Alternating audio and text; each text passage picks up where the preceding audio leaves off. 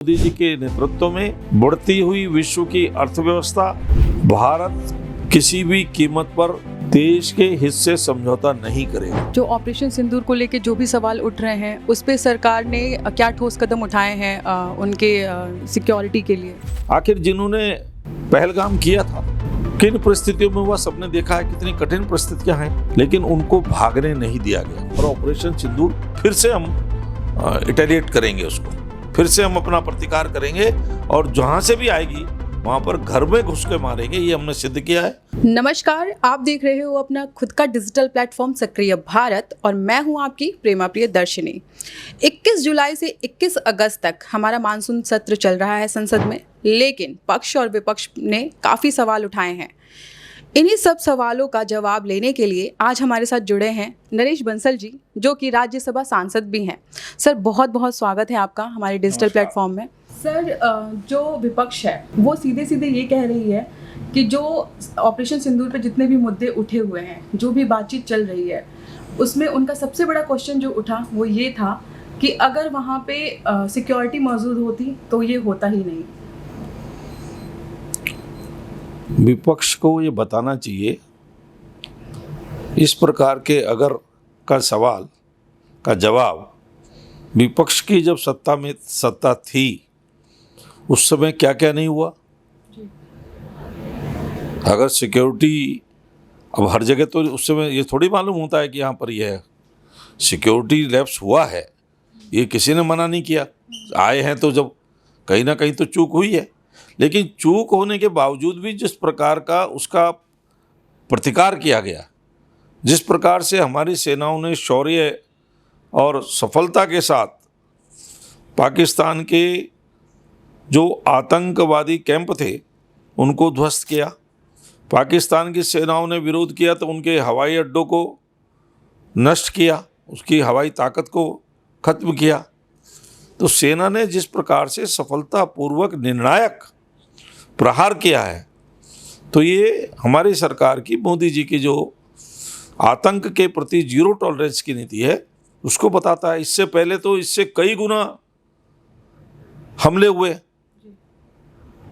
26/11 हुआ है, अहमदाबाद का बम ब्लास्ट हुआ है, समझौता एक्सप्रेस हुआ, कितने हुए, कोई शहर नहीं बचा। आर्थिक राजधानी पर हुए, मुंबई में हुए, वाराणसी में हुए। तो अब तो बहुत कम हो गए हैं, लेकिन फिर भी वो नहीं होने चाहिए, उसके लिए कर रहे। लेकिन इन्होंने तो कभी किसी का प्रतिकार ही नहीं किया। ये तो वोट बैंक की अपीजमेंट पॉलिटिक्स में लगे थे और इसी के कारण से आतंकवाद पनपा है। आज तो आतंकवाद अपनी अंतिम सांसें ले रहा है, नक्सलवाद करीब करीब समाप्त होने पर है, वामपंथी माओवाद खत्म हो रहा है। तो ये सब मोदी जी के नेतृत्व में, अमित शाह जी के गृह मंत्रालय संभालने के बाद उनके नेतृत्व में ये सब चीज़ें हो रही है, लेकिन विपक्ष इसको पचा नहीं पा रहा है। सर, तो जो ऑपरेशन सिंदूर को लेकर जो भी सवाल उठ रहे हैं उस पे सरकार ने क्या ठोस कदम उठाए हैं उनके सिक्योरिटी के लिए। सरकार ने पूरे कदम उठाए हैं। आखिर जिन्होंने पहलगाम किया था, किन परिस्थितियों में हुआ सबने देखा है, कितनी कठिन परिस्थितियां हैं, लेकिन उनको भागने नहीं दिया गया। अभी परसों ही 3 का एनकाउंटर हुआ है ऑपरेशन महादेव में, सिद्ध हो गया है।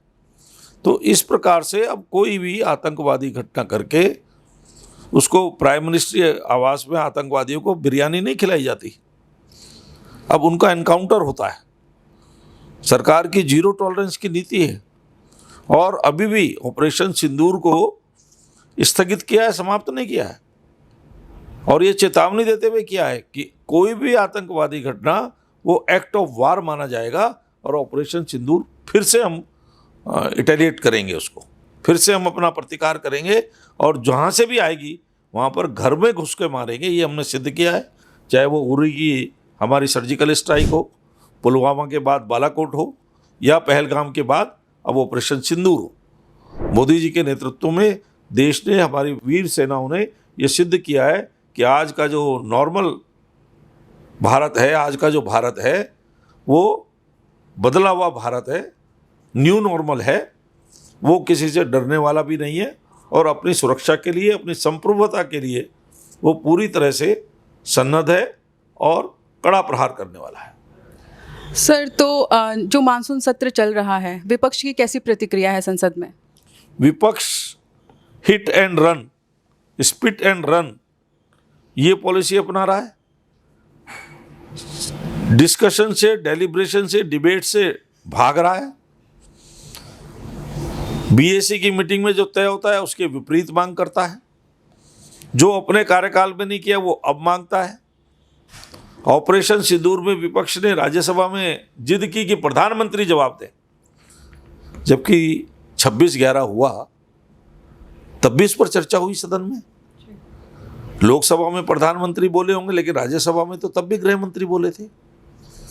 संयुक्त जिम्मेदारी मंत्रिमंडल की होती है, कोई भी मंत्री जवाब देगा, ये विपक्ष तय नहीं करेगा कौन देगा, ये सत्ता पक्ष तय करेगा कि कौन मंत्री उसका उत्तर देगा।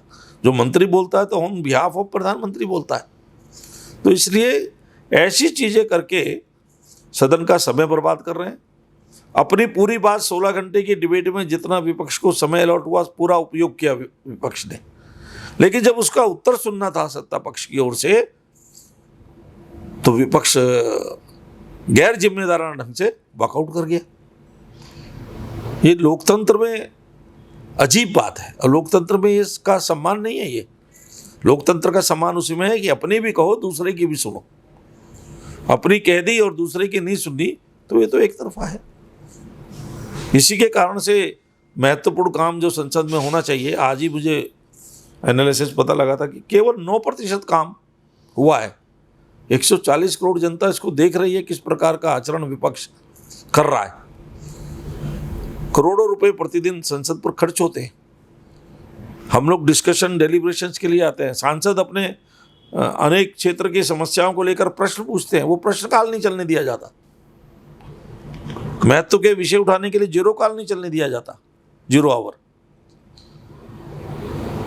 तो पक्ष और विपक्ष 2 पक्ष होते हैं लोकतंत्र में, दोनों को एक दूसरे की बात सुननी समझनी चाहिए, लेकिन विपक्ष का रवैया बहुत ही गैर जिम्मेदाराना है। सर, एक मुद्दा और उठा था कि ट्रंप ने आके वॉर में सीज़ फायर कराया था, लेकिन जब माननीय हमारे प्रधानमंत्री जी ने बताया संसद में कि उन्होंने तो कॉल पे बात भी नहीं की है, तो इस पे विपक्ष का क्या रवैया रहा?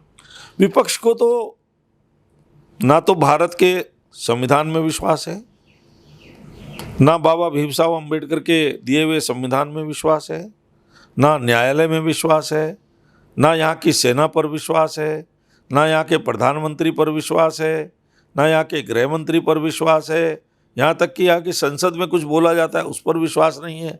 उनको विश्वास उन पर है जो हमारे देश के हित में न बोल करके अपने स्वार्थों के हित में बोलते हैं, चाहे वो कोई भी हो।